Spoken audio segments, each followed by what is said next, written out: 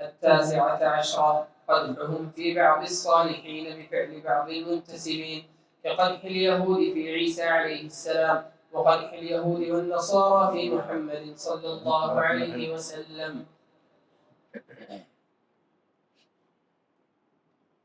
19واں مسئلہ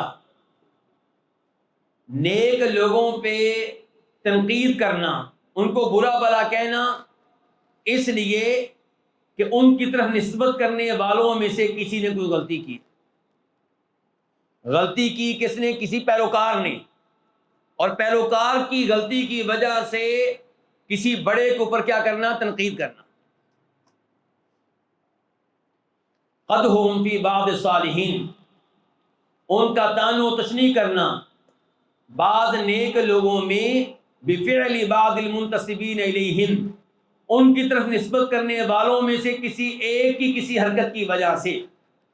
جبکہ اصول کیا ہمارے پاس کہ ولا تزر وازرۃ وزر اخری، کوئی گناہ کرے تو اس کا بوجھ اسی کے اوپر ڈالا جائے، نہ یہ کہ کسی اور کے اوپر ڈالا جائے. کقدح الیہود فی عیسیٰ، جیسا کہ یہودی تنقید کرتے تھے عیسیٰ علیہ السلام پہ عیسائیوں کی کئی غلطیوں کی وجہ سے، عیسیٰ علیہ السلام کے پیروکاروں کی کسی غلطی کی وجہ سے. اور یہودی اور عیسائی دونوں تنقید کرتے تھے نبی علیہ الصلوۃ والسلام پہ صحابہ کرام میں سے کسی کی کسی غلطی کی وجہ سے. مثال کے طور پہ حرمت والے مہینوں میں لڑنے کی اجازت ہے جی؟ عبداللہ بن جاش رضی اللہ عنہ کی قیادت میں ایک گروہ گیا تھا، ایک لشکر گیا تھا، اسے نبی علیہ الصلوۃ والسلام نے بھیجا اور ان سے کوئی آدمی قتل ہوا. اب اس وجہ سے تنقید کس پہ کی گئی؟ ہمارے نبی علیہ الصلوۃ والسلام پہ کی گئی. یسألونک عن الشہر الحرام، اس آیت کی آپ تفسیر پڑھ لیں، سبب نزول پڑھ لیں تو انشاءاللہ آپ کو اس مسئلے کی سمجھ آ جائے گی. چلیں جی، ان کا یہ عقیدہ رکھنا فی مخارق السحرہ، جادوگروں کے ان امور میں جو خارق عادت ہیں، وامثالہم، اور جادوگروں جیسے دیگر لوگ کاہن وغیرہ. اچھا، عقیدہ کیا رکھنا؟ انہا من کرامات الصالحین، کہ یہ صالحین کی کرامات میں سے ہیں. ونسبتہ للانبیاء، اور پھر جادو وغیرہ کی نسبت نبیوں کی طرف کر دینا. کما نسبوا الی سلیمان، جیسا کہ انہوں نے نسبت کی تھی جادو کی کس کی طرف؟ سلیمان علیہ السلام کی طرف. اچھا، اگر آپ وہ کتاب پڑھنا چاہیں جس سے پتہ چلے کہ شیطانی ولی کون سے ہیں، رحمانی ولی کون سے ہیں، تو کتاب کا نام کیا ہے؟ جی جلدی بتائیں نا، کون بتائے گا؟ اغاثۃ اللہفان. اغاثۃ اللہفان، پتہ نہیں کس نے پہلے جواب دیا. اب بھائی اب تو میں اتنی جلدی انعام نہیں دوں گا، اب تو بڑی موٹی کتاب ہے شیخ ابو یحییٰ نور پوری حفظہ اللہ کی، اب اتنی آسانی سے انعام ملنے والا نہیں ہے. البتہ یہ مل سکتا ہے. ہاں جی، کس نے جواب دیا آپ میں سے؟ آئیں جی. اللہ جزائے خیر دے، بارک اللہ فیکم.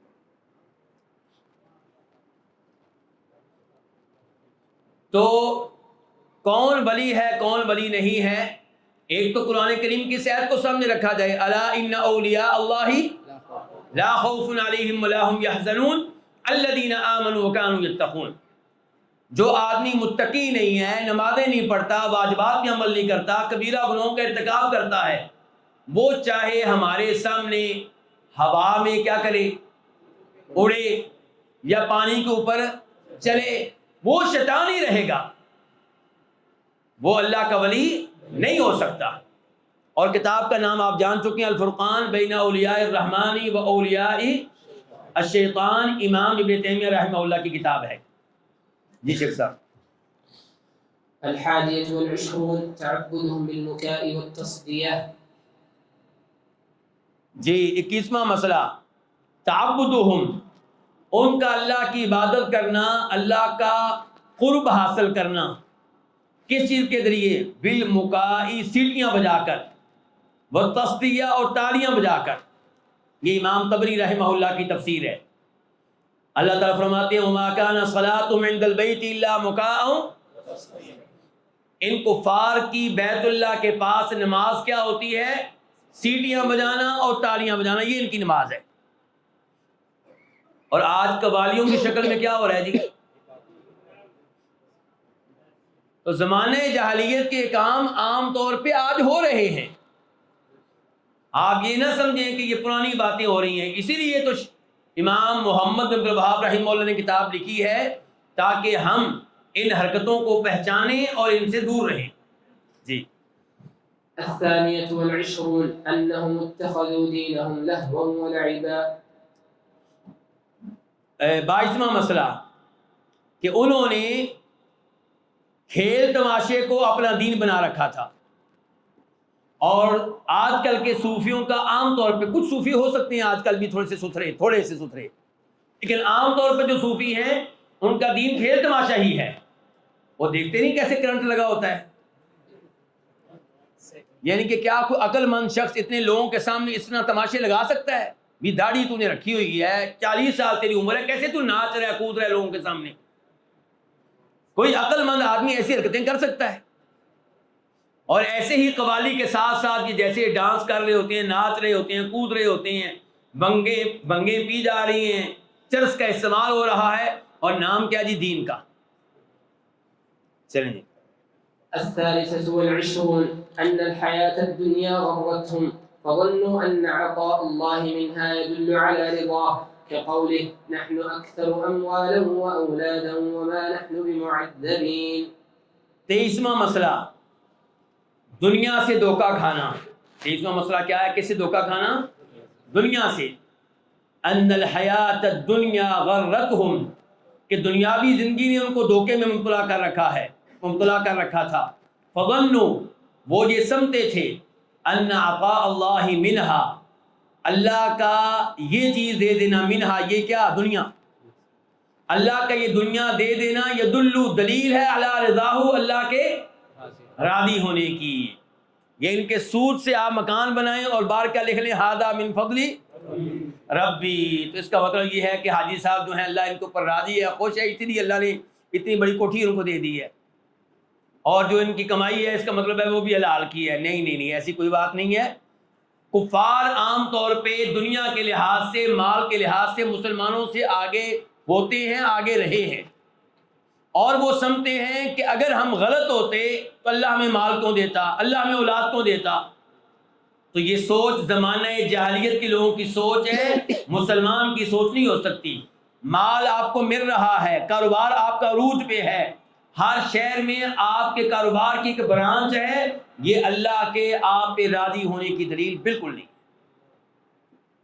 البتہ اگر اللہ آپ کو توفیق دے رہا ہے اس مال میں سے اپنی راہ میں خرچ کرنے کی، مال بڑھنے سے آپ کی عبادت بڑھ رہی ہے، مال بڑھنے کی وجہ سے آپ گناہوں سے پیچھے ہٹ رہے ہیں کہ اللہ کا فضل ہو رہا ہے، مجھے شرم کرنی چاہیے، تو پھر آپ کہہ سکتے ہیں کہ یہ مال اللہ تعالیٰ کے آپ پہ راضی ہونے کی دلیل ہے. لیکن اگر ایسا نہیں ہے تو مال کسی کے حق پہ ہونے کی دلیل نہیں ہے. یہ دیکھیں، وقالو انہوں نے کہا نحن اکثر اموالا و اولادا، ہم مال اور اولاد کے لحاظ سے آگے ہیں، وما نحن بمعذبین اور ہمیں ہرگز عذاب نہیں دیا جائے گا. جیسے یہاں پہ اللہ نے ہمیں بڑا مال دیا ہے، اولاد دی ہے، ایسے ہی روز قیامت اللہ ہمیں جہنم میں نہیں ڈالے گا، بلکہ وہاں پہ بھی ہم جنت میں ہوں گے، اور جنت میں بھی ہم ایسے ہی آگے ہوں گے جیسے دنیا میں ہم آگے ہیں. ایک دو اور ایتوں کو جلدی سے دیکھ لیں. ویسے تو میں نے کافی ساری ایتیں نوٹ کی تھیں، آپ کے سامنے رکھوں گا، لیکن اب وہ سب میں چھوڑ رہا ہوں، بس یہاں پہ ایک ایت پڑھ لیتے ہیں. اَيَحْسَبُونَ أَنَّمَا نُمِدُّهُم بِهِ مِن مَّالٍ وَبَنِينَ نُسَارِعُ لَهُمْ فِي الْخَيْرَاتِ بَل لَّا يَشْعُرُونَ. کیا یہ سمجھتے ہیں کہ جو ہم ان کو مال اور بیٹے دے رہے ہیں یہ ہم ان کو خیر دے رہے ہیں؟ نہیں، ان بیوقوفوں کو پتہ ہی نہیں، ان کو شعور ہی نہیں. یہ تو ہم اس لیے دے رہے ہیں تاکہ ان کی رسی دراز کی جائے، ان کو مزید مہلت دی جائے، اور پھر اچانک ان کو پکڑ لیا جائے. چلیں جی شیخ صاحب. جی. الرابعة والعشرون ترك الدخول في الحق إذا سبقهم إليه الضعفاء تكبرا وأنفة، فأنزل الله تعالى ولا تطرد الذين يدعون ربهم الآية. تو عام طور پہ مسجد میں طالب علم بیٹھے ہوئے ہیں، اور طالب علم عام طور پہ کیا ہوتے ہیں؟ غریب. یہ کتاب مجھے امید ہے کہ کم از کم آپ کو تو سہارا دے رہی ہوگی کہ غریب ہونا اس بات کی دلیل نہیں ہے کہ اللہ آپ پہ ناراض ہے. اور یہ کہ عام طور پہ انبیاء کرام علیہم السلام کے پیروکار کون ہوتے تھے؟ غریب اور کمزور قسم کے لوگ. اور علماء بھی آج کل عام طور پہ کون ہوتے ہیں مساجد کے امام جی؟ گاؤں کا جو لڑکا ہوتا ہے عام طور پہ وہ آتا ہے مدرسے میں محنت کرتا ہے, ساری رات کو جاگتا ہے, بخاری شریف کا رٹا لگاتا ہے, مشکل کتابیں پڑھتا ہے, محنت کرتا ہے, اور پھر وہ مسجد کی اور شہر کی مرکزی مسجد کا امام بن جاتا ہے, خطیب بن جاتا ہے. اچھا وہ بن جاتا ہے, اس کے بیٹے نہیں, وہ نہیں اب بنیں گے. کیوں؟ کیونکہ اب مال آ گیا. اب عام طور پہ مولوی صاحب کے بچے اب وہ عالم دین نہیں بنیں گے عام طور پہ. کیوں؟ کیونکہ جو غلطی باپ سے ہوئی ہے اب وہ بیٹوں میں تو نہیں دہرائی جائے گی نا. باپ کی باری تو پیسہ نہیں تھا تو مدرسے میں چلے گئے, اب آ گیا ہمارے پاس پیسہ. اب کون رات کو جاگے, کون نیند کی قربانیاں دے. اب جناب کیا بنے گا بچہ؟ اب ہمارا بچہ بابو بنے گا. اب ہم نے لوگوں کی مسجد میں باتیں نہیں سننی. ابا جی نے جو سننی تھی سن لی, ابا جی نے جو سننی تھی سن لی. بیٹے کہتے ہیں نہ, ہمارے سامنے ابا جی کی توہین ہوتی رہی, اب ہم نے یہ کام نہیں کرنا. تو اس سے سبق حاصل کریں. وہ جو آج عالم دین بننے جا رہے ہیں, اپنے بچوں کو بھی آپ نے اسی خیر پہ رکھنا ہے انشاءاللہ. اور مساجد کی انتظامیہ کے لوگ اگر موجود ہیں تو ان سے بھی گزارش ہے کہ علماء کو عزت دیں تاکہ علماء کے بچے بھی علماء بن سکیں. جی پڑھ لیا 24واں الرابعۃ والعشرون. یہ کیا ہے؟ حق سے اعراض کرنا جبکہ حق پہ چلنے والے لوگ کمزور قسم کے لوگ ہوں. کیا ہے؟ ترک الدخول فی الحق, حق میں داخل نہ ہونا. اذا سبقہم الیہ الضعفاء, جب سبقت لے جا چکے ہوں آپ کی طرف الضعفاء, کون سے لوگ؟ کمزور قسم کے لوگ. تکبراً, کمزور قسم کے لوگ چونکہ حق میں آگے نکل چکے ہیں, اب یہ جو بڑے لوگ ہیں چودھری قسم کے لوگ ہیں یہ اب حق میں داخل نہیں ہوں گے. کیوں؟ تکبراً, تکبر کرتے ہوئے. ہماری توہین ہے جی, ہم ان کو اپنا بڑا مان لیں, ہم یہ مان لیں کہ یہ ہم سے آگے ہیں. تو تکبراً وانفتاً, انفا کا بھی معنی تقریباً وہی ہوگا, تکبر کرنا, ناک چڑھانا, نفرت کرنا, بڑائی وغیرہ. تو تکبر کی وجہ سے حق کو قبول نہ کرنا جبکہ حق کو قبول کرنے میں کمزور لوگ سبقت رہ جا چکے ہوں, آگے نکل چکے ہوں. کیا دلیل ہے جی کہ زمانے جاہلیت کے لوگوں کا یہ کام ہے؟ اللہ تعالیٰ فرماتے ہیں سورہ نام میں وَلَا تَطْرُدِ الَّذِينَ يَدْعُونَ رَبَّهُمْ بِالْغَدَاةِ وَالْعَشِيِّ يُرِيدُونَ وَجْهَهُ, کہ نبی علیہ السلام آپ نے ان لوگوں کو دھتکارنا نہیں ہے, اپنے سے دور نہیں کرنا جو صبح و شام اپنے رب کو پکارتے ہیں, اپنے رب کی عبادت کرتے ہیں. یریدون وجہہ, اور رب کی عبادت اس لیے نہیں کرتے کہ رب ان کو مال دے, رب کی عبادت اس لیے کرتے ہیں کہ بس رب ان پہ راضی ہو جائے. اب اس آیت کی آپ سبب نزول پڑھیں تو پھر یہ مسئلہ واضح ہوگا. مسلم شریف میں اس کا سبب نزول آیا ہے. سعد بن ابی وقاص کہتے ہیں کہ ہم نبی علیہ السلام کے ساتھ تھے, 6 لوگ تھے.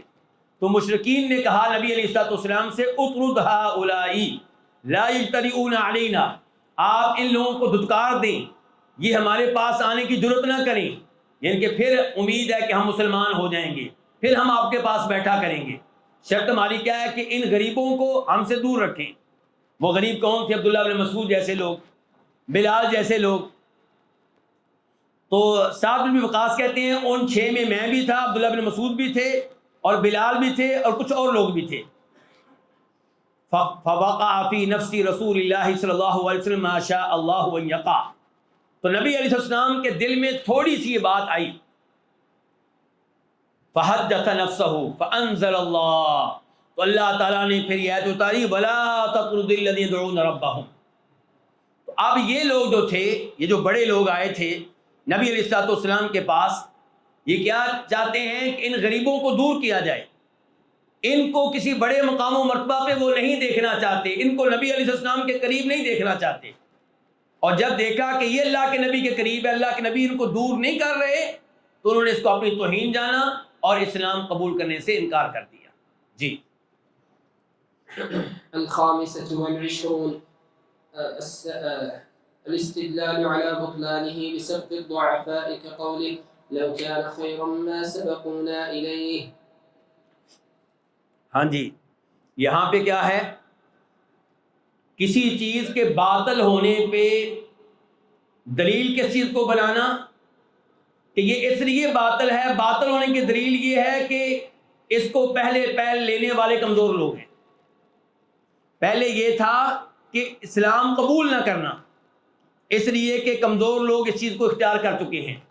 اب کیا ہے کہ باقاعدہ دلیل پیش کرنا کہ یہ دین غلط ہے۔ دلیل یہ ہے کہ اس کے اوپر چلنے والے، اس کو پہلے اختیار کرنے والے کمزور قسم کے لوگ ہیں جن کا معاشرے میں کوئی مقام نہیں ہے۔ الاستدلال علی بطلانہ، حق کے باطل ہونے پہ دلیل بنانا کس کو؟ بسبق الضعفاء، اس بات کو کہ کمزور قسم کے لوگ اس کی طرف سبقت لے جا چکے ہیں۔ کقولہ تعالی، جیسا کہ اللہ تعالیٰ فرماتے ہیں وقال الذین کفروا للذین آمنوا، کافروں نے ایمان والوں کے بارے میں کہا کہ لو کان خیرا، اگر یہ دین حق ہوتا، اگر یہ خیر ہوتا، اگر محمد سچے نبی ہوتے صلی اللہ علیہ وسلم تو ما سبقونا الیہ، تو اس قسم کے لوگ ہم سے آگے نہ نکلتے اس دین کو قبول کرنے میں۔ جی السادسة والعشرون تحريف كتاب الله من بعد ما عقلوه وهم يعلمون۔ 26واں مسئلہ تحریف و کتاب اللہ، اللہ تعالیٰ کی کتاب میں تحریف کر دینا، تورات و انجیل میں تحریف کرنا، کوئی لفظ بڑھا دینا، کوئی لفظ کم کر دینا، یا لفظ کا معنی تبدیل کر دینا، اس قسم کی تحریف کرنا۔ من بعد ما عقلوہ، اس کتاب کو سمجھنے کے بعد، وہم یعلمون، جب کہ وہ علم بھی رکھتے تھے۔ تو یہ کام زمانہ جاہلیت کے لوگوں کا کام ہے۔ ان کو کیا کہا گیا تھا؟ وَادْخُلُوا الْبَابَ سُجَّدًا وَقُولُوا حِطَّةٌ، تو کیا کہا تھا؟ حِنطَةٌ، نون کا اضافہ کر دیا تھا۔ کہنا یہ تھا کہ اللہ ہمارے گناہ معاف کر دے، کہا کیا ہمیں گندم چاہیے۔ اور انہوں نے کیا کیا؟ الرحمن علی العرش استوى، انہوں نے لام کا اضافہ کر دیا، انہوں نے نون کا اضافہ کیا تھا، انہوں نے کیا بنا دیا؟ استولا، رحمان عرش پہ مستوی ہے، عرش کے اوپر ہے۔ انہوں نے کہہ دیا کہ مطلب یہ ہے کہ استولا، رحمان عرش پہ غالب آ گیا ہے۔ یہ برداشت کر لیا، اوپر ہونا برداشت نہیں کیا، یہ برداشت کر لیا کہ غالب آ گیا، کسی سے مقابلہ ہوا ہے، جنگ ہوئی ہے، نعوذ باللہ اس کو شکست دی ہے، یہ کہانی برداشت کر لی، لیکن وہ برداشت نہیں کیا۔ چلیں جی شیخ صاحب۔ السابعة والعشرون تصنيف الكتب الباطلة ونسبتها إلى الله تعالى كقوله فويل للذين يكتبون الكتاب بأيديهم ثم يقولون هذا من عند الله الآية۔ جی 27واں مسئلہ باطل قسم کی کتب لکھنا اور ان کی نسبت اللہ کی طرف کر دینا، باطل قسم کی تحریریں لکھنا اور ان کی نسبت اللہ کی طرف کر دینا کہ یہ اللہ کی طرف سے ہے۔ اللہ تعالیٰ فرماتے ہیں فویل للذین یکتبون الکتاب بایدیہم، عظیم ہلاکت ہے، بہت بڑی ہلاکت ہے ان لوگوں کے لیے جو کتاب لکھتے ہیں اپنے ہاتھوں سے، پھر کہتے ہیں کہ ھذا من عند اللہ، یہ اللہ تعالیٰ کی طرف سے ہے۔ تو یہ زمانہ جاہلیت کے لوگوں کا کام ہے کہ کسی چیز کی نسبت اللہ کی طرف کر دینا جبکہ لکھی خود ہو۔ جی الثامنة والعشرون أنهم لا يعقلون من الحق إلا الذي مع طائفتهم كقوله نؤمن بما أنزل علينا۔ یہ میرے نسخے میں ہے لا يقبلون، اور یہی بہتر لگتا ہے۔ 28واں مسئلہ انہم لا يقبلون من الحق الا الذي مع طائفتهم، وہ حق میں سے اسی بات کو قبول کرتے ہیں جو ان کے گروہ کے پاس ہے، ان کے مسلک کے پاس ہے، ان کی جماعت کے پاس ہے۔ حق کسی اور طرف سے آئے تو اس کو قبول نہیں کرتے۔ یہ کن کا کام ہے؟ زمانہ جاہلیت کے لوگوں کا کام ہے۔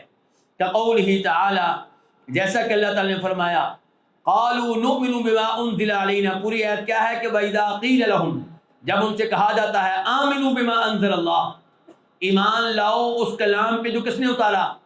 اللہ نے۔ قالوا، آگے سے کہتے ہیں نؤمن بما انزل علینا، ہم صرف اسی پہ ایمان لائیں گے جو ہمارے اوپر اتارا گیا، ہم تو صرف تورات پہ ایمان لائیں گے، قرآن پہ ایمان نہیں لائیں گے۔ وَيَكْفُرُونَ بِمَا وَرَاءَ، اور جو اس تورات کے علاوہ ہے، ان کی کتاب کے علاوہ ہے، اس کا انکار کر دیتے ہیں، اس کا کفر کرتے ہیں۔ وَهُوَ الْحَقُّ، جبکہ وہ حق ہے. وہ کیا؟ وہ قرآن. مصدقا لما معہم، وہ قرآن تائید کرنے والا ہے، تصدیق کرنے والا ہے اس تورات کی جو ان کے پاس ہے.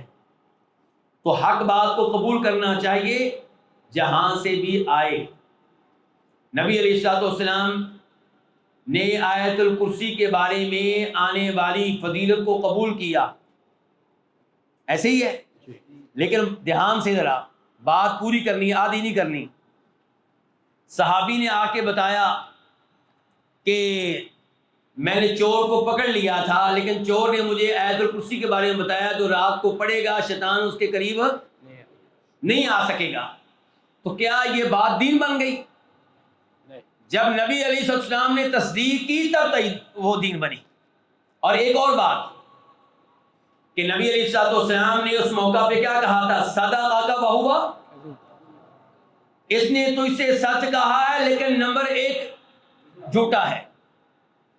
پتا چلا اگر بات کسی غلط آدمی کی طرف سے آئے تو اس کی ایسی تقریر نہیں کر دینی کہ عوام گمراہ ہو جائے. بتائیں کہ اس آدمی نے یہ بات صحیح کی ہے، وہ غلط آدمی، اس کی کتابیں پڑھنی نہیں ہیں، اس کی تقریریں سننی نہیں ہیں، البتہ یہ بات اس کی ٹھیک ہے. اور نہ ہی پبلک کو ایسی کتابوں کی طرف پبلک کی رہنمائی کرنی چاہیے جن میں حق و باطل مکس ہو. ہاں کوئی عالم دین ہے، اچھی طرح وہ دینی علوم کو پڑھا ہوا ہے تو وہ ایسی کتاب پڑھ لے تو انشاءاللہ امید ہے کوئی حرج نہیں ہے، اور وہ ویسے بھی لوگوں کو آگاہ کرے گا اس کتاب میں پائے جانے والی غلطیوں سے، گمراہیوں سے. لیکن پبلک کو ایسے ہی کسی غلط کتاب کے بارے میں کہہ دینا یہ تفسیر پڑھو، فلاں آدمی کو سنو، یہ درست انداز نہیں ہے، جبکہ آپ کو پتہ ہے اس کے عقیدے میں خرابیاں ہیں، اس کے منہج میں خرابیاں ہیں. چلیں جی. 29 أنهم مع ذلك لا يعملون بما تقوله الطائفة كما نبه الله عليه بقوله فلم تقتلون أنبياء الله من قبل إن كنتم مؤمنين. 29واں مسئلہ انہم مع ذالک، وہ اس کے ساتھ لا یعملون، ان کے اوپر کیا کہا تھا؟ نؤمن بما انزل علینا، ایسے ہی ہے، ہم ایمان لائیں گے اس کتاب پہ جو ہمارے اوپر اتاری گئی ہے. اس کے باوجود یہ موقف رکھنے کے باوجود لا یعملون، لا یعملون، دھیان سے لفظ کیا ہے؟ لا یعملون، وہ عمل نہیں کرتے بما تقول طائفتہم، ان باتوں پہ بھی جو ان کا مسلک کہتا ہے، جو ان کا گروہ کہتا ہے، جو ان کی جماعت کہتی ہے. کما نبہ اللہ علیہ بقولہ، جیسا کہ اللہ تعالیٰ نے اس پہ خبردار کیا ہے اپنے اس فرمان کے ذریعے. قل فلم تقتلون انبیاء اللہ من قبل ان کنتم مؤمنین، کہ تم کیوں قتل کرتے رہے اللہ کے نبیوں کو اس سے پہلے اگر تم ہو ایمان لانے والے. کیا مطلب ہے اس کا؟ یہ آیت پچھلی آیت کا آخری حصہ ہے، ایسے ہی ہے نا. ان سے کہا گیا تھا قرآن پہ ایمان لاؤ، انہوں نے کہا نہ جی ہم تو ایمان لائیں گے اس کتاب پہ جو ہمارے اوپر نازل ہوئی ہے. اللہ تعالیٰ نے کہا کہ اگر تم تورات پہ ایمان لاتے ہو تو تورات کی ترغیب دینے والے نبیوں کو کیوں قتل کرتے رہے؟ موسیٰ علیہ السلام کے بعد کئی نبی آئے جو تورات پہ عمل کرنے کی ترغیب دیتے رہے، تم نے انہیں قتل کیا، کس لیے کیا بتاؤ؟ اور پھر اگر تم تورات پہ ایمان لاتے ہو تو تورات میں تو محمد الرسول اللہ کی علامات موجود ہیں علیہ الصلوۃ والسلام. اگر تورات پہ ایمان لاتے ہو تو تورات تم سے مطالبہ کرے گی قرآن پہ ایمان لاؤ، تورات تم سے مطالبہ کرے گی محمد پہ ایمان لاؤ صلی اللہ علیہ وسلم. تو تمہارا دعویٰ کیا نکلا؟ جھوٹا نکلا، تم اس بات میں بھی سچے نہیں ہو. پہلا جرم یہ بتایا گیا زمانہ جاہلیت کے لوگوں کا کہ وہ کہتے تھے ہم صرف اسی حق کو قبول کریں گے جو ہماری جماعت کے پاس ہے، جو ہماری پارٹی کے پاس ہے. اور دوسرا جرم یہ بتایا گیا کہ حق اگر اپنی جماعت کی طرف سے آ جائے تو وہ بھی قبول نہیں کرتے. ایک چھوٹی سی مثال میرے ذہن میں آ رہی تھی. ہمارے بھائی آپ کو پتا ہے کہ جرابوں پہ مسح کرنے کے قائل نہیں ہیں. کیوں؟ کہتے ہم مقلد ہیں. ہم نے کہا اس معاملے میں تو امام ابو حنیفہ رحمہ اللہ کی موقف موجود ہے. اٹھاؤ ترمذی شریف، امام ترمذی نے باقاعدہ امام ابو حنیفہ کا عمل سند کے ساتھ نقل کیا ہے. تم تو امام صاحب کی طرف کئی اقوال ایسے منسوب کر دیتے ہو جس کی سند نہیں ملتی. امام ترمذی رحمہ اللہ نے سند کے ساتھ نقل کیا ہے کہ امام ابو حنیفہ رحمہ اللہ آخری بیماری میں جرابوں پہ مسح کرتے رہے اور کہنے لگے کہ یہ کام میں نے پہلے کبھی نہیں کیا، اب میں کر رہا ہوں۔ تو چلیں جی، اگر آپ امام ابو حنیفہ رحمہ اللہ کے مقلد تھے تو کم از کم ابھی مان لیں، لیکن ماننے کی بجائے افسوس کا مقام و مرتبہ یہ ہے کہ آپ لوگ جرابوں پہ مسح کرنے والوں سے دوسروں کو بدظن کرتے ہیں اور یہ کہتے ہیں کہ جس اہل حدیث امام نے جرابیں پہنی اس کے پیچھے نماز نہ پڑھے۔ انا للہ و انا الیہ راجعون۔ چلیں جی۔ الثلاثون وهي من عجائب آيات الله أنهم لما تركوا وصية الله بالاجتماع وارتكبوا ما نهى الله عنه من الآفة صار كل حزب بما لديهم فرحون۔ ہاں جی، یہ بھی ایک عجیب بات ہے۔ اللہ نے کہا تھا ایک دین پہ اکٹھے رہنا ہے، فرقوں میں بٹنا نہیں ہے، تقسیم نہیں ہونا، لیکن تقسیم ہو گئے۔ اور پھر سزا اللہ تعالیٰ کی طرف سے یہ ملی کہ اس تقسیم کے اوپر خوش ہیں، مطمئن ہیں۔ جو باطل کے اوپر مطمئن ہوگا وہ تو باطل نہیں چھوڑے گا۔ کہتے ہیں تیسواں مسئلہ یہ ہے، وَهِيَ مِنْ عَجَائِبِ آیَاتِ اللَّهِ۔ یہ تیسواں مسئلہ اللہ تعالیٰ کی عجیب نشانیوں میں سے ایک نشانی ہے کہ انہم کے بے شک ان لوگوں نے، زمانے جاہلیت کے لوگوں نے، لما ترکوا وصیت اللہ بالاجتماع، جب انہوں نے اللہ کی وصیت کو ترک کیا۔ کون سی وصیت؟ وَاعْتَصِمُوا بِحَبْلِ اللَّهِ جَمِيعًا، اللہ کی رسی کو مل کر تھام لو، ایک ہو کر رہو۔ وَارْتَكَبُوا مَا نَهَى اللَّهُ عَنْهُ مِنَ الْاِفْتِرَاقِ، اور انہوں نے ارتکاب کیا اس افتراق کا، اس تقسیم ہونے کا، فرقوں میں بڑھ جانے کا جس سے اللہ نے منع کیا تھا۔ تو کیا ہوا؟ لمحہ کا جواب کدھر ہے؟ سارا کل حزب، ہر گروہ خوش ہے اس پہ جو ان کے پاس ہے۔ تو یہ کیا اللہ تعالیٰ کی سزا؟ یہ اللہ تعالیٰ کی طرف سے ان کے لیے سزا ہے کہ باطل کے اوپر ہیں، غلطی کے اوپر ہیں اور بڑے خوش ہیں۔ چلیں۔ الحادية والثلاثون وهي من عجائب الله أيضا معاداتهم الدين الذي انتسبوا إليه غاية العداوة ومحبتهم دين الكفار الذين عادوهم وعادوا نبيهم وفتنتهم غاية المحبة كما فعلوا مع النبي صلى الله عليه وسلم لما أتاهم بدين موسى واتبعوا كتب السحر وهي من دين آل فرعون۔ 31واں مسئلہ یہ ہے کہ دین حق سے دشمنی اور دین باطل سے محبت۔ وہ کیسے؟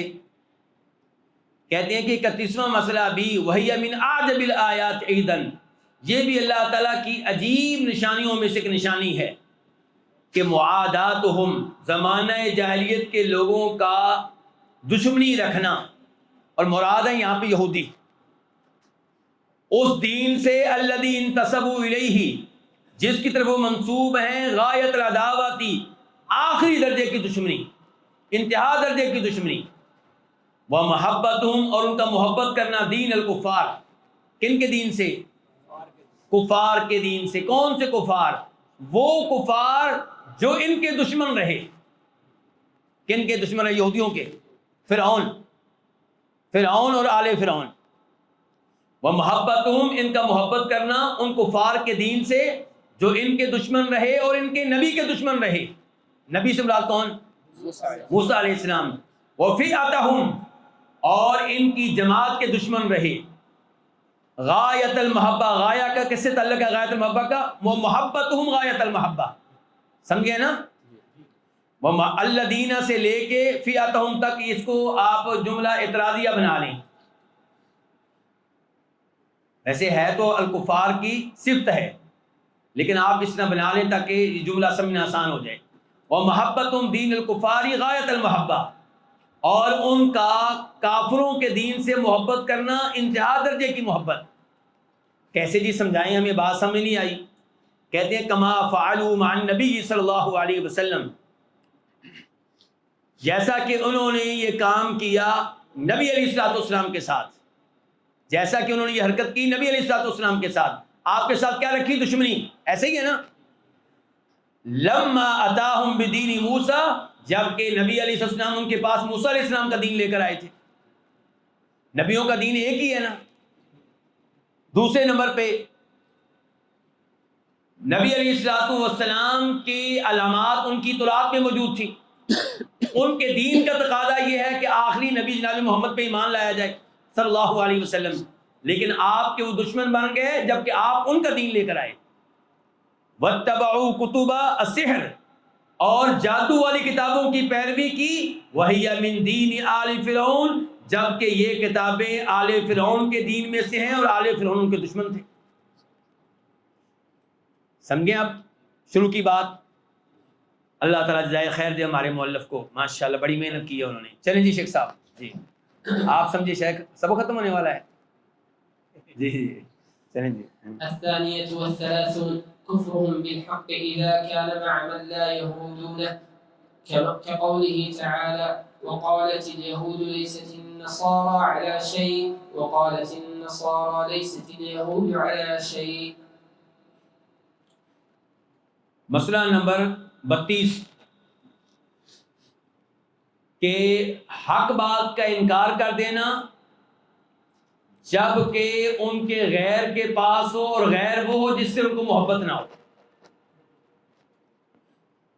کفرہم بالحق، ان کا حق بات ماننے سے انکار کر دینا، حق کا کفر کرنا. اذا کان، جب کہ وہ حق ہو، مع من لا یحبون، جب کہ وہ اس کے پاس ہو حق جس سے وہ محبت نہیں رکھتے. کما قال تعالی، جیسا کہ اللہ تعالی نے کہا وقالت الیہود لیست النصارى علی شیء، یہودیوں نے کہا عیسائی کسی بھی چیز پہ نہیں ہے. تو کیا عیسائیوں کی کوئی بات بھی درست نہیں تھی؟ کیوں جی؟ عیسائیوں کا دین سارا ہی غلط تھا الف سے لے کے یہ تک. لیکن دیکھ لیں کیا کہنے، یہودی کہنے لگے عیسائی کسی چیز پہ نہیں ہے. وقالت النصارى، اور عیسائیوں نے کہا لیست الیہود علی شیء، یہودی کسی بھی چیز پہ نہیں ہے. جبکہ ہمارے نبی علیہ السلام نے کیا کیا؟ مسلم شریف کی حدیث ہے، بخاری میں بھی آئی ہے، جاء حبر من الاحبار الى رسول اللہ صلی اللہ علیہ وسلم، کہ یہودیوں کے علماء میں سے ایک عالم دین نبی علیہ السلام کے پاس آیا تو اس نے کہا یا محمد انا نجد، صلی اللہ علیہ وسلم، انا نجد ان اللہ یجعل السماوات علی اصبع، ہم اپنی کتابوں میں یہ معلومات پاتے ہیں کہ اللہ تعالیٰ آسمانوں کو ایک انگلی پہ رکھے گا، والارضین علی اصبع، اور ساری زمینوں کو ایک دوسری انگلی پہ رکھے گا، والشجر علی اصبع، اور درختوں کو ایک انگلی پہ رکھے گا تیسری انگلی، اور پانی کو ایک انگلی پہ رکھے گا، گیلی مٹی کو ایک انگلی پہ رکھے گا، اور دیگر ساری مخلوقات کو ایک انگلی پہ رکھے گا. کتنی ہو گئیں؟ بظاہر 6 ہو گئیں، لیکن دوسری حدیث میں آتا ہے والماء والثرى علی اصبع، کہ پانی اور گیلی مٹی کو ایک انگلی پہ رکھے گا. ٹوٹل 5 ہوئی. لوگ اللہ تعالیٰ کے ہاتھ ماننے کے لیے تیار نہیں ہیں، اور یہاں پہ کن کا تذکرہ آ گیا؟ انگلی کا آ گیا. لوگ اللہ تعالیٰ کے ہاتھ ماننے کے لیے تیار نہیں ہیں، اور تفصیلات میں آ جاتا ہے والسماوات مطویات بیمینہ، کہ یہ ہاتھ دایاں ہے. کہیں پہ مٹھی کا تذکرہ والارض جمیعا قبضتہ، مٹھی کا تذکرہ آ جاتا ہے، انگلیوں کا تذکرہ آ جاتا ہے. کہاں سے بھاگیں گے؟ اچھا اب دیکھیں، یہودی کی گفتگو جاری ہے، یہودی عالم دین کی، اور گفتگو کر رہے ہیں نبی علیہ السلام کے سامنے.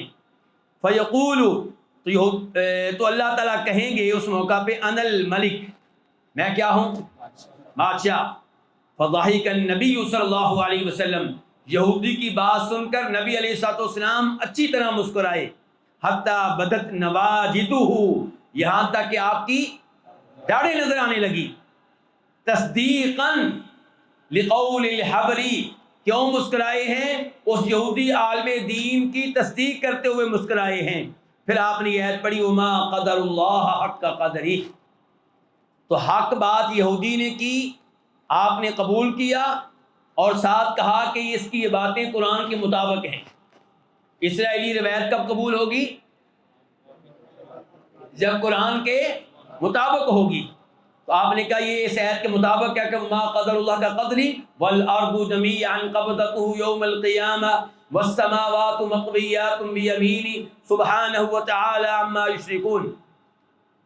اچھا یہاں پہ اس آیت کے تعلق سے تعویل کرنے والے علماء کرام نے بڑی عجیب و غریب تعویلیں کی ہیں اس حدیث اور اس آیت کے تعلق سے. اس حدیث کے تعلق سے مثال کے طور پہ ابن فورق کیا کہتے ہیں؟ ابن فورق کہتے ہیں کہ یہاں پہ مضاف مقدر ہے، یعنی کہ اللہ تعالیٰ رکھے گا آسمانوں کو علی اصبعین، یعنی کہ علی اصبعی خلقہ، اپنی کسی مخلوق کی انگلی پہ رکھے گا. مضاف الیہ ان کے مقدر ہے، اپنی کسی مخلوق کی انگلی پہ، اپنی انگلی پہ نہیں. کس کی انگلی پہ رکھے گا؟ اپنی کسی مخلوق کی انگلی پہ. اور امام خطابی، حالانکہ ہم ان کی کتنی عزت کرتے ہیں، ان کے اقوال کا تذکرہ ہم بڑی محبت سے کرتے ہیں، وہ کیا کہتے ہیں؟ کہتے ہیں راوی کو یہاں غلط فہمی لگی ہے. نبی علیہ الصلوۃ والسلام یہودی عالم دین کی تصدیق کرتے ہوئے نہیں مسکرائے، آپ تعجب کرتے ہوئے مسکرائے تھے کہ یہ کتنا بڑا جھوٹ بول رہا ہے. انا للہ و انا الیہ راجعون. ان کے گویا کہ صحابی کو جھٹلایا جا رہا ہے. صحابی کہہ رہا ہے تصدیقا لقول الحبر، آپ مسکرائے ہیں یہودی عالم دین کی تصدیق اور تائید کرتے ہوئے. اور امام خطابی کیا کہہ رہے ہیں؟ راوی کو کیا لگ گئی ہے؟ غلط فہمی لگ گئی ہے. انا للہ و انا الیہ راجعون. اور بھی کچھ علماء کرام نے اس قسم کے الفاظ کہے ہیں، افسوس ہوتا ہے. چلیں جی پڑھیں شیخ صاحب. الثالثة والثلاثون إنكارهم ما أقروا أنه من دينهم كما فعلوا في حج البيت، فقال تعالى ومن يرغب عن ملة إبراهيم إلا من سفه نفسه. 33واں مسئلہ اس میں کیا ہے؟ تناقضهم في الإقرار والإنكار. ان کے اقرار اور انکار میں عجیب و غریب قسم کا تناقض پایا جاتا ہے. انکارهم، ان کا انکار کرنا، ما اقروا، جس بات کو وہ تسلیم کر چکے ہیں کہ انہو من دینہم، کہ وہ ان کے دین میں سے ہے. کما فعلوا فی حج البیت، جیسا کہ انہوں نے بیت اللہ کے حج کے معاملے میں کیا. بیت اللہ کا حج نہیں کرتے تھے، بیت اللہ کعبہ کی طرف کر کے نمازیں بھی نہیں پڑھتے تھے، جبکہ دعویٰ کیا ہے کہ ہم کس کے دین کے اوپر ہیں؟ ابراہیم علیہ السلام کے دین کے اوپر. اگر ابراہیم علیہ السلام کے دین کے اوپر ہو تو ابراہیم علیہ السلام کا یہ دین ہے کہ وہ بیت اللہ کا حج کرتے تھے، اس بات کو تم مانتے ہو، تو پھر تم کیوں حج کا انکار کرتے ہو؟ تو یہ ہے انکارہم، ان کا انکار کرنا اس چیز سے جس کو مان چکے، جس کا اقرار کر چکے ہو کہ ان کے دین میں سے ہے، جیسا کہ انہوں نے بیت اللہ کے حج کے معاملے میں کیا. فقال تعالی، تو اللہ تعالی نے کہا وَمَن يَرْغَبُ عَن مِّلَّةِ إِبْرَاهِيمَ إِلَّا مَن سَفِهَ نَفْسَهُ، جو ابراہیم علیہ السلام کے دین سے اعراض کرے، یرغب کے بعد عن آ گیا جیسا کہ آپ جانتے ہیں، تو وہ کیا ہوگا؟ یہ وہی شخص ہو سکتا ہے جو اپنے آپ کو بیوقوف بنا لے. اس کے علاوہ کوئی آدمی ابراہیم علیہ السلام کے دین سے اعراض نہیں کر سکتا. اور یہ اعراض کیا کرتے تھے، ابراہیم علیہ السلام کی توحید سے بھی اعراض کرتے تھے. جی شیخ صاحب، تاکہ آپ پریشان نہ ہوں، آپ کو ابھی سے خوشخبری دے دوں کہ ہم شاید آج کوئی آدھی کتابی پڑھیں گے، ساری ختم نہیں ہوگی، بس کچھ ہی مسئلے باقی رہ گئے ہیں، 2-3 صفحے رہ گئے ہیں، پریشان نہیں ہونا آپ نے. چلیں جی. الرابعة والثلاثون أن كل فرقة تدعي أنها الناجية فأكذبهم الله بقوله هاتوا برهانكم إن كنتم صادقين، ثم بين الصواب بقوله بلى من أسلم وجهه لله وهو محسن. الآية. 34واں مسئلہ یہ ہے کہ ہر گروہ اپنے آپ کو صحیح قرار دیتا تھا زمانہ جاہلیت کے گروہوں میں سے، اور دوسرے کو غلط قرار دیتا تھا. ان کل فرقۃ تدعی، ہر گروہ یہ دعویٰ کرتا تھا کہ انہا الناجیہ، کہ وہی کامیاب گروہ ہے. فاکذبہم اللہ، تو اللہ نے ان کو جھوٹا قرار دیا. بقولہ، یہ کہہ کر ہاتوا برہانکم، تم اپنی دلیل لاؤ. اپنی سچائی پہ اور اس بات پہ کہ تم کامیاب گروہ ہو دلیل لاؤ اگر تم سچے ہو. یہ بات تب سمجھائے گی جب یہ آیت آپ شروع سے پڑھیں گے. وقالوا انہوں نے کہا لن يدخل الجنۃ الا من كان هودا او نصارى جنت میں ہرگز نہیں داخل ہو سکے گا مگر وہ جو یہودی ہو یا عیسائی. یعنی کہ یہودیوں نے کہا جنت میں صرف یہودی جا سکیں گے, عیسائیوں نے کہا جنت میں صرف عیسائی جا سکیں گے. اللہ تعالیٰ نے کہا تلک امانیہم یہ بس ان کی آرزویں ہیں, ان کی خواہشات ہیں, تمنائیں ہیں.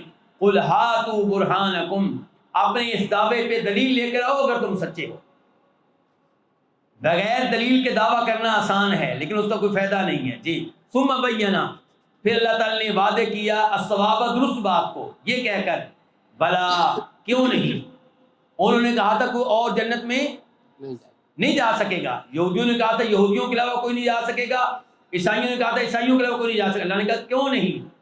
میرے ہاں اصول یہ نہیں کہ یہودی جائے گا یا عیسائی جائے گا, اصول کیا ہے کہ من اسلم وجہہ للہ جس نے بھی من عموم کے لیے ایسے ہی ہے نا, جس نے بھی اپنا چہرہ اللہ تعالیٰ کے لیے کیا کیا فرما بردار کر لیا جھکا لیا. اور چہرہ جھک جائے تو پورا جسم بھی جھک جاتا ہے. تو جس نے بھی اپنا چہرہ اللہ کے لیے جھکا لیا, اخلاص کو اختیار کر لیا, توحید کو اختیار کر لیا, وَهُوَ محسن اس حال میں کہ وہ احسان والا ہو, اپنے عمل میں حسن والا ہو, اتباع کرنے والا ہو, بدعتیں کرنے والا نہ ہو. فَلَهُ أَجْرُهُ عِنْدَ رَبِّ تو اسے اس کا اجر اس کے رب کے پاس ملے گا, جنت اسے ملے گی. دو شرطیں ہوں, نمبر 1 اتباع اور نمبر 2 اخلاص. پہلے اخلاص پھر اتباع. وَلَا خَوْفٌ عَلَيْهِمْ وَلَا هُمْ يَحْزَنُونَ اور ایسے آدمیوں پہ کوئی خوف نہیں ہوگا نہ ہی وہ غمگین ہوں گے. جی الخامسة والثلاثون التعبد بكشف العورات كقوله وإذا فعلوا فاحشة الآية. جی 35واں مسئلہ یہ کیا کہ کسی حرام کام کا ارتکاب کر کے اللہ کے قریب ہونے کی کوشش کرنا. یہ سمجھنا کہ یہ کام میں کروں گا تو اللہ کا قرب مل جائے گا جبکہ کام وہ حرام ہے. حرام کام سے اللہ کا قرب کیسے مل سکتا ہے. التعبد بکشف العورات اپنی شرمگاہوں کو ننگا رکھ کر عبادت کرنا, اپنی شرمگاہوں کو ننگا رکھ کر اللہ کا قرب لینا. کقولہ جیسا کہ اللہ تعالی نے فرمایا. اور یہ بات ہو رہی ہے ان لوگوں کی جو حج کرتے تھے, طواف کرتے تھے اور ننگے ہو کر کرتے تھے کہ جو ہمارا اپنا لباس ہے وہ تو گناہ والا لباس ہے. اب بیت اللہ کا طواف کرتے ہوئے گناہ والا لباس تو نہیں پہنیں گے. اگر کسی مکہ والے نے لباس دے دیا تو ٹھیک ہے, نہ دیا تو ننگے طواف کیا کرتے تھے مرد بھی اور عورتیں بھی, اور سمجھتے تھے کہ یہ اللہ کا حکم ہے. اللہ تعالی نے کہا وَإِذَا فَعَلُوا فَاحِشَةً جب وہ کسی بے حیائی کا ارتکاب کرتے ہیں قالوا تو کہتے ہیں, دلیل کیا دیتے ہیں, پہلی دلیل وجدنا علیہا آباءنا کہ ہم نے اسی پہ پایا تھا اپنے آباء و اجداد کو. واللہ امرنا بها دوسری دلیل ہماری یہ ہے کہ اللہ کا بھی یہی حکم ہے. اللہ نے پہلی دلیل کا جواب نہیں دیا کیونکہ دلیل تو ان کی صحیح تھی پہلی, کیا آباء و اجداد ان کا یہی کام کرتے تھے. یہ بات ان کی ٹھیک ہے, چاہے آباء و اجداد کا یہ کرنا غلط ہے لیکن یہ دلیل ان کی صحیح ہے کہ ہمارے آباء و اجداد یہ کام کرتے تھے. دوسری دلیل کا اللہ نے جواب دیا کہ اتقولون علی اللہ ما لا تم کہتے ہو اللہ نے ہمیں حکم دیا ہے ننگے ہو کے طواف کرنے کا, اللہ کے ذمے وہ بات کیوں لگاتے ہو جس کی حقیقت کا تمہیں علم ہی نہیں ہے. اور دوسری جگہ پہ اللہ نے کیا کہا ان اللہ لا یأمر بالفحشاء اللہ تعالیٰ بے حیائی کا برے کاموں کا اللہ تعالیٰ حکم نہیں دیتا. آج بھی لوگ ان درباروں مزاروں پہ جو گناہ ہو رہے ہوتے ہیں ان گناہوں کو عبادت سمجھ کے کرتے ہیں اور سمجھتے ہیں کہ اللہ اس پہ راضی ہوگا. شرکیہ قوالیاں پڑھی جا رہی ہوتی ہیں, ڈھول بجایا جا رہا ہوتا ہے, ڈانس ہو رہا ہوتا ہے اور اس کو نام کس چیز کا دیا جا رہا ہے, عبادت کا. جی السادسة والثلاثون التعبد بتحريم الحلال كما تعبد بالشرك. التعبد بتحریم الحلال حلال چیز کو حرام ٹھہرا کر اللہ کی عبادت کرنا، اللہ کا قرب لینا، کما تعبدوا بشرکی، جیسا کہ انہوں نے یہ کام شرک کے ساتھ بھی کیا، یعنی کہ شرک کو اللہ کی عبادت قرار دیا، جیسا کہ پہلے ہم پڑھ چکے ہیں۔ جو پہلا مسئلہ تھا وہاں پہ ہم نے پڑھا ہے نا کہ وہ اپنے بزرگوں سے دعائیں کرتے تھے، ان کی عبادت کرتے تھے اور سمجھتے تھے کہ اللہ اس کو پسند کرتا ہے، اللہ اس سے محبت کرتا ہے، اللہ اس پہ راضی ہوتا ہے، اس کو عبادت سمجھتے تھے۔ یہی کام انہوں نے کیا کہ حرام چیزوں کو حلال کی، حلال چیزوں کو حرام کیا اور یہ سمجھا کہ یہ عبادت ہے۔ مثال کے طور پہ عیسائیوں نے اپنے پادریوں پہ حرام کر دیا کیا؟ شادی کرنا، اولاد لینا، جبکہ اللہ نے شادی کو حلال قرار دیا، اولاد لینے کو حلال قرار دیا، بلکہ اس کی ترغیب دی گئی۔ مشرکین مکہ نے کیا کیا؟ ننگے ہو کے طواف کرنا، اس کو عبادت سمجھا، اور کئی جانوروں کو جو حلال تھے اپنے بزرگوں کے نام پہ وقف کر کے حرام کر لیا۔ تو اللہ کی حلال کردہ چیزوں کو حرام کرنا اور پھر اس کو عبادت سمجھنا، اور یہ سمجھنا اللہ راضی ہوگا، اللہ کا قرب ملے گا، یہ زمانہ جاہلیت کے لوگوں کی حرکت ہے۔ جیسا کہ آج 11ویں والے بھائی اس غلط کام کو کیا سمجھ رہے ہیں؟ عبادت سمجھ رہے ہیں۔ چلیں جی۔ السابعة والثلاثون التعبد باتخاذ الأحبار والرهبان أربابا من دون الله۔ جی، التعبد باتخاذ الاحبار والرهبان اربابا من دون اللہ۔ الاحبار علماء، حبرن یا حبرن کی جمع، جیسا کہ آپ جانتے ہیں، رہبان راہب کی جمع، عبادت گزار، اللہ سے ڈرنے والا درویش۔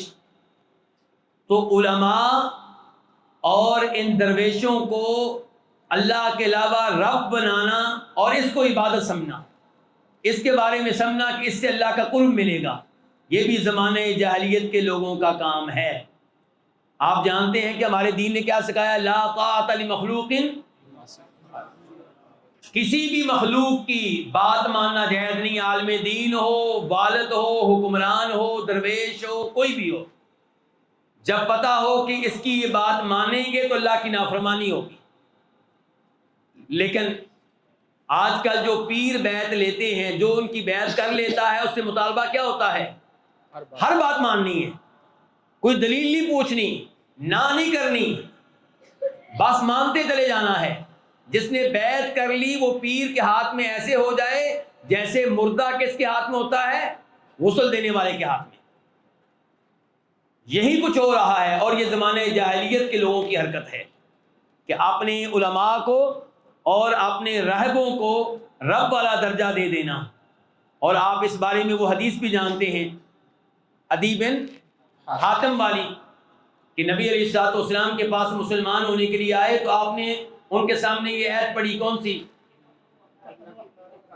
اتخذوا احبارهم ورهبانهم اربابا من دون اللہ والمسیح ابن مریم، انہوں نے اپنے علماء کو، درویشوں کو رب بنا لیا تھا، عیسیٰ علیہ السلام کو رب بنا لیا تھا۔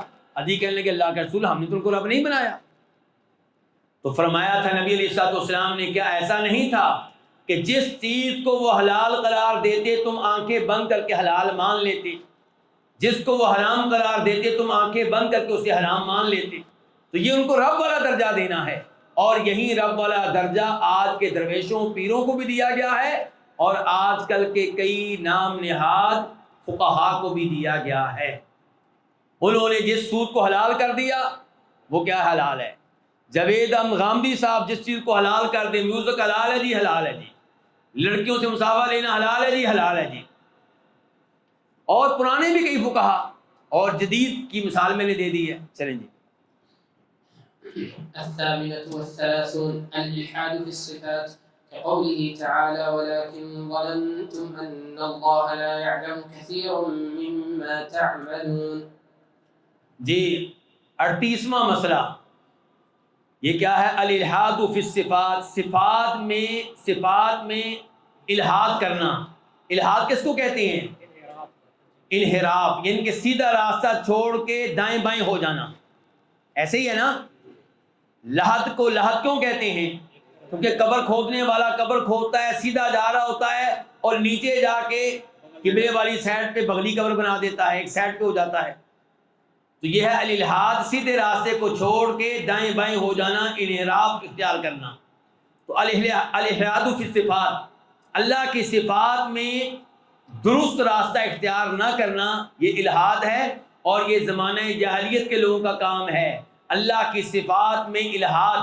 ہم سلفی الحمدللہ اللہ کی صفات کو صحیح معنوں میں مانتے ہیں، الفاظ بھی مانتے ہیں، معنی مفہوم بھی مانتے ہیں، اور تعویلات سے دور رہتے ہیں۔ ہم مانتے ہیں کہ اللہ تعالیٰ کے ہاتھ ہیں، ہم مانتے ہیں کہ اللہ تعالیٰ کا چہرہ ہے، ہم مانتے ہیں کہ اللہ تعالیٰ کے قدم ہیں، ہم مانتے ہیں کہ اللہ تعالیٰ کی آنکھیں ہیں، ہم مانتے ہیں کہ اللہ رب العزت سنتے ہیں، اللہ تعالیٰ دیکھتا ہے، اللہ تعالیٰ کلام کرتا ہے، یہ ساری باتیں ہم مانتے ہیں، لیکن اللہ تعالیٰ کی صفات کو مخلوق کی صفات سے تشبیہ نہیں دیتے، اللہ کی صفات کی کیفیت و تفصیلات اپنی طرف سے بیان نہیں کرتے۔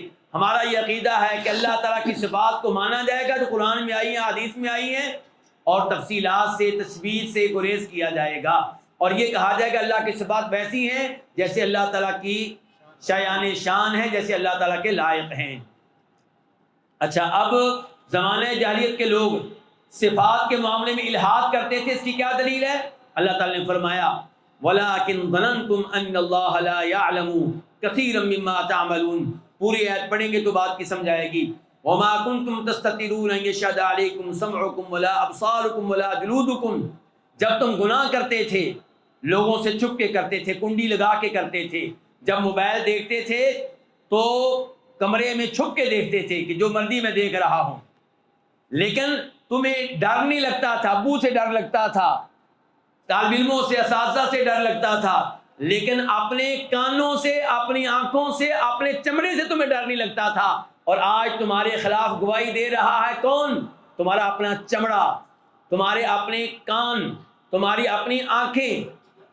اصل میں تمہارا مسئلہ یہ تھا وَلَٰكِن ظَنَنْتُمْ، تم نے یہ سمجھ رکھا تھا، تم نے یہ گمان کر رکھا تھا کہ أَنَّ اللَّهَ لَا يَعْلَمُ كَثِيرًا مِّمَّا تَعْمَلُونَ، کہ اللہ علم نہیں رکھتا۔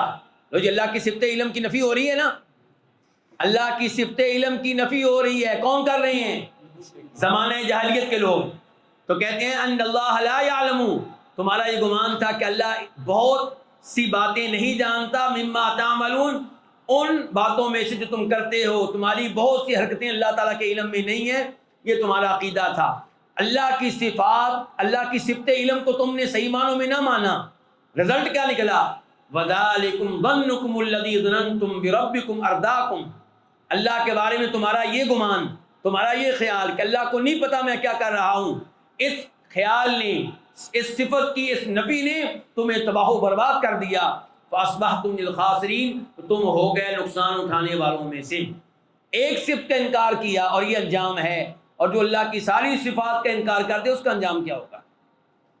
چلیں جی۔ التاسعة والثلاثون الإلحاد في الأسماء كقوله تعالى وهم يكفرون بالرحمن۔ اللہ تعالیٰ کے ناموں کے معاملے میں الحاد، تو الحاد دو طرح کا ہوا، صفات اور ناموں میں۔ ایک یہ ہے کہ اللہ کا کوئی نام ماننے سے انکار کر دینا، کوئی صفت ماننے سے انکار کر دینا۔ ایک یہ ہے کہ الفاظ کی حد تک مان لینا لیکن معنی نہ ماننا، معنی میں آ کے تحریف کرنا، معنی تبدیل کر دینا، غلط قسم کی تعبیر کرنا۔ الالحاد فی الاسماء، اللہ تعالیٰ کے ناموں کے بارے میں الحاد، کقولہ تعالی، جیسے کہ اللہ تعالیٰ فرماتے ہیں، اور یہ آیت بھی شروع سے پڑھیں گے تو پھر ہمیں سمجھ آئے گی۔ کذالک ارسلناک فی امۃ قد خلت من قبلها امم لتتلو علیہم الذی اوحینا الیک وہم یکفرون بالرحمن۔ اسی طرح ہم نے آپ کو ایک ایسی امت میں بھیجا ہے جس امت سے پہلے کئی امتیں گزر چکی۔ کیوں بھیجا ہے؟ تاکہ آپ ان کے سامنے قرآن کی تلاوت کریں جب کہ وہ رحمان کا انکار کرتے ہیں۔ اب اس کے دو معنی ہو سکتے ہیں، ایک ہے رحمان سے مراد اللہ تعالیٰ کی ذات کا، لیکن اللہ تعالیٰ کی ذات کو تو مانتے تھے۔ اس سے زیادہ امید یہی ہے کہ اس سے مراد یہ ہے کہ اللہ تعالیٰ کے نام رحمان کا انکار کرتے تھے، جیسا کہ صلح حدیبیہ کی حدیث میں ہے۔ جب صلح حدیبیہ والا معاہدہ لکھنے والے تھے، سہیل بن عمر آیا تھا لکھیں جی معاہدہ، تو لکھوایا گیا بسم اللہ الرحمن الرحیم، اس نے کہا یہ رحمان کیا چیز ہے، میں نہیں جانتا رحمان شمان کو، وہی لکھو جو ہم پہلے لکھا کرتے تھے بسمک اللہم۔ تو رحمان کا کیا کیا؟ انکار کیا۔ تو اللہ تعالیٰ کے اس نام کا وہ انکار کرتے تھے، اور قل ادعوا اللہ بدعوا الرحمن ایما تدعوا فلہ الاسماء الحسنی، اس ایت سے بھی اشارہ ملتا ہے کہ وہ اللہ تعالیٰ کے نام رحمان کا انکار کرتے تھے، اسی لیے اللہ تعالیٰ نے کہا کہ تم اللہ کو پکارو یا رحمان کو پکارو، یہ سب اللہ کے پیارے پیارے اور اچھے اچھے نام ہیں۔ اور حدیث میں کیا آتا ہے کہ اللہ تعالیٰ کے پیارے نام جو اللہ تعالیٰ کو محبوب ہیں وہ کون سے ہیں؟ عبداللہ و عبد الرحمن۔ اس کا مطلب ہے کہ اللہ کا ایک نام اللہ ہے اور ایک اللہ تعالیٰ کا نام کیا ہے؟ رحمان ہے۔ اور سورہ فرقان میں کہا گیا وَإِذَا قِيلَ لَهُمُ اسْجُدُوا لِلرَّحْمَنِ، جب ان سے کہا جاتا ہے رحمان کو سجدہ کرو، کہتے ہیں عمر رحمان، رحمان کیا چیز ہے؟ أَنَسْجُدُ لِمَا تَأْمُرُونَا وَزَادَهُمْ نُفُورًا، کیا تو چاہتا ہے کہ ہم اس کو سجدہ کریں جس کو تو چاہے؟ اور یہ دعوت کہ اللہ کو سجدہ کرو، رحمان کو سجدہ کرو، انہیں دور کر دیتی ہے، مزید دور لے جاتی ہے۔ تو بہرحال ان آیات سے پتہ چلا کہ اللہ تعالیٰ کا کوئی نام نہ ماننا یہ زمانہ جاہلیت کے لوگوں کا کام ہے، اور الحمدللہ ہم لوگ اللہ تعالیٰ کی سبھی صفات کو مانتے ہیں، اللہ کے سبھی ناموں کو مانتے ہیں۔ بلکہ ہم تو ایک اور چیز سے بھی بچے ہوئے ہیں، وہ کون سی؟ کہ اللہ کے ناموں میں ملاوٹ کر دینا، اس کو اللہ کا نام قرار دینا جو ثابت نہیں۔ مثال کے طور پہ ستار، مثال کے طور پہ رشید، اس قسم کے کئی ہیں، اور آپ نے آخر میں یہیں پہ اکتفا کریں گے انشاءاللہ۔ 39 ہم نے مسائل پڑھے ہیں اور شروع میں کچھ وقت لگا ہے، آئندہ درس میں انشاءاللہ یہ سب مکمل ہو جائے گا۔ آخری بات یہ بیان کرنے لگا ہوں، شاید آپ نے سنا ہو کہ شیخ البانی رحمہ اللہ بڑی تیز رفتاری سے گاڑی چلایا کرتے تھے۔ کون؟ شیخ البانی رحمہ اللہ۔ تو ایک دفعہ ان کی گاڑی الٹ گئی، گاڑی ان کی الٹ گئی، گاڑی اوپر وہ نیچے۔ تو جو آدمی پاس کھڑا تھا جس نے دیکھا یہ منظر، اس نے لوگوں کو مدد کے لیے پکارا، اور جیسا کہ سعودیہ میں رواج ہے وہ کیا کہہ رہا ہے؟ یا ستار یا ستار، لوگوں کو بلانے کا ایک طریقہ ہے وہاں پہ، یعنی کہ یا ستار ویسے تو اللہ کو پکارا ہے لیکن اونچی آواز سے تھا کہ لوگ آئیں سمجھائیں کہ مدد کے لیے پکارا جا رہا ہے۔ شیخ البانی رحمہ اللہ گاڑی الٹی ہے، گاڑی کے نیچے ہیں، اور کیا کہہ رہے ہیں؟ اور یا ستار نہ کہو، یا ستیر کہو، یا ستیر یا ستیر، یعنی کہ یہ برداشت نہیں کیا کہ اللہ تعالیٰ کے ناموں میں الہاد ہو۔ تو اللہ تعالیٰ کے ناموں میں یہ بھی الہاد ہے کہ آپ اس لفظ کو اللہ کا نام قرار دیں جس کا اللہ کا نام ہونا ثابت نہیں ہے۔ تو یہ 39 مسائل ہم نے پڑھے ہیں۔ ان مسائل میں ہم نے زمانہ جاہلیت کے لوگوں کی روش اختیار کرنے سے بچنا ہے، اور کوشش کرنی ہے کہ آئندہ درس میں بھی ہم سب شریک ہوں، ہم سب ایک ساتھ ہوں۔ اللہ رب العزت آپ لوگوں کا آنا قبول فرمائے۔ کچھ احباب کافی دور سے آئے ہیں، اللہ تعالیٰ ان کو ایک ایک سیکنڈ پہ، ایک ایک قدم پہ، ایک ایک منٹ پہ اجر و ثواب سے نوازے۔ اللہ تعالیٰ ہم سب کا بیٹھنا قبول فرمائے اور اس مجلس کو جنت میں جانے کا سبب اور ذریعہ بنائے۔ اللہ ہمیں توفیق دے کہ ہم آخری وقت تک پوری زندگی ایسی مجالس میں بیٹھتے رہیں جہاں گفتگو ہو اللہ کے کلام کے بارے میں، نبی علیہ السلام کی احادیث کے بارے میں، اللہ کی ذات کے بارے میں، اللہ کے ناموں کے بارے میں، اللہ کی صفات کے بارے میں۔ اور میں شکریہ ادا کرتا ہوں اس مسجد کی انتظامیہ کا کہ جنہوں نے ہمیں موقع دیا اس مجلس، یہاں پہ مجلس منعقد کرنے کا۔ شیخ محب کو اللہ تعالیٰ جزائے خیر دے، ان کے ساتھیوں کو اللہ تعالیٰ جزائے خیر دے، اور اللہ انہیں مزید توفیق دے خیر کے ایسے اعمال سر انجام دینے کی۔ ہماری مجلس کے قاری صاحب شیخ طلحہ کو اللہ تعالیٰ جزائے خیر دے۔ اللہ تعالیٰ ہم سب کے گناہ معاف فرمائے، اللہ ہم سب پہ راضی ہو جائے۔ یا اللہ ہم سب کی جو پریشانیاں ہیں وہ دور فرما دے، جو ہمارے مریض ہیں ان کو شفا دے۔ یا اللہ جن کے پاس اولاد نہیں ہے ان کو صحت مند اولاد نعمت فرما۔ یا اللہ جو نوجوان شادی کرنا چاہتے ہیں ان کی اس معاملے میں مدد فرما۔ یا اللہ ہمارے ملک کی حفاظت فرما، دین کے لحاظ سے، دنیا کے لحاظ سے۔ یا اللہ ہمارے ملک کی حفاظت فرما، دین کے لحاظ سے، دنیا کے لحاظ سے۔ یا اللہ غزہ اور فلسطین کے مسلمانوں کی مدد فرما۔ یا اللہ غزہ اور فلسطین کے مسلمانوں کی مدد فرما۔ یا اللہ لبنان کے مسلمانوں کی مدد فرما۔ یا اللہ ان پہ ظلم کرنے والوں کو تباہ و برباد فرما، ظلم کرنے والوں کا جو ساتھ دے رہے ہیں یا اللہ انہیں بھی تباہ و برباد فرما۔ یا اللہ ہمیں بھی معاف کر دے کہ ہم ان کی مدد نہیں کر سکے، ہم ان کی نصرت کے لیے نہیں پہنچ سکے۔ یا اللہ ہمیں اس کی سزا نہ دینا، یا اللہ ہماری اس غلطی کو نظر انداز کر دے۔ یا اللہ ہمارے حکمرانوں کو اس ملک میں شریعت کا نظام نافذ کرنے کی توفیق نعمت فرما۔ یا اللہ ان کو ایسے ساتھی دے، ایسے وزیر دے، ایسے مشیر دے جو ان کی کتاب و سنت کی طرف توحید و سنت کی طرف رہنمائی کریں۔ یا اللہ علماء حق کو جزائے خیر دے، جو تیرے دین کا کام کر رہے ہیں ان کی حفاظت فرما، ان کی مدد فرما، ان کی تائید فرما، جو فوت ہو چکے انہیں جنت میں اعلیٰ مقام عنایت فرما۔ یا اللہ ہمارے دلوں میں صحابہ کرام کی محبت داخل کر دے۔ یا اللہ ہماری نوجوانوں کو، ہماری اولادوں کو، ہمارے بچوں کو اس فتنے سے بچا جس فتنے کے نتیجے میں ان کے دلوں میں صحابہ کرام کی نفرت داخل ہو رہی ہے۔ یا اللہ اس فتنے سے ہم سب کو محفوظ رکھنا، ہماری اولادوں کو محفوظ رکھنا۔ وصلی اللہ تعالی علی نبینا محمد وعلی آلہ وصحبہ اجمعین۔ أسرج خيولك يا أخ الإيمان وانهض لبعث العلم في الأوطان، فالعلم ميراث الرسول أمانة صلى الله عليه وسلم، فالعلم ميراث الرسول أمانة فاز الحفيظ لإرثه الرباني.